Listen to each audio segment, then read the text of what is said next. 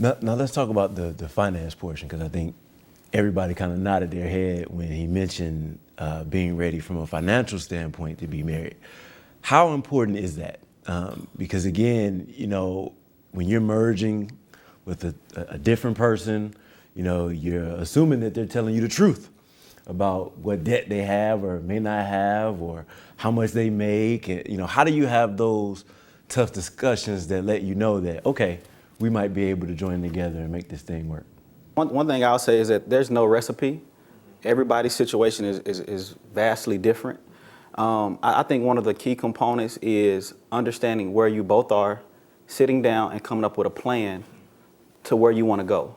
Because it's not about having a six-figure salary. It's not about, you know, one person being such a breadwinner and another person staying home. Not how much you make, how much you can keep. Right. Yeah. It's not a cookie cutter thing, but it's about, like you said, being honest, sitting down, acknowledging where you are, what needs to happen next, and next, and next, and building that plan together so that when you start your relationship, you have a solid foundation.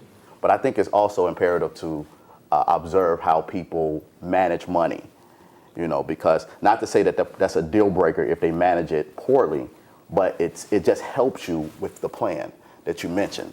We've all talked about the plan, the sitting down, but it all gets back to two of the things which actually relate back to the first question, when you know when it's time, is if you don't have the honest, trustworthy conversation where you're both sitting down and giving the facts of this is my situation, I think you can work through most of them if you know where you are, like you've already said.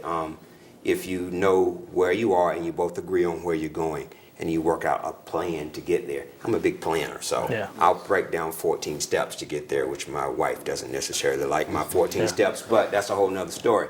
But then you work that plan. Right. And as long as you're both working that plan, I think it does a couple of things. One, it gives you something to work on together.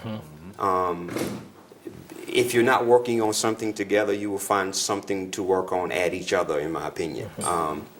And so you can keep that out in front of you, and you can both look toward it. It's like religion and the things that bring a family together, is that there's something beyond you, a plan, religion, some future benefits, whether it be from having babies or having a family to making the next house or whatever, but you put it out there, or vacation, you know, you put it out there, and when you can both work on it together, I think it eliminates a lot of the strife. Now, I think there's two things in there that break them up, right? Because I'm old, I'm 50, but it's like it's sexual things and financial things, and I think with both of them, you work out a plan and you say, okay, this is how we're going to do it. Now, you probably can't do it so much on the physical side, but on the financial side, I think it gives you something to strive for, and it develops a relationship. Right. Instead of tears it up. Even though we're pointing out the financial is important, it's still not easy.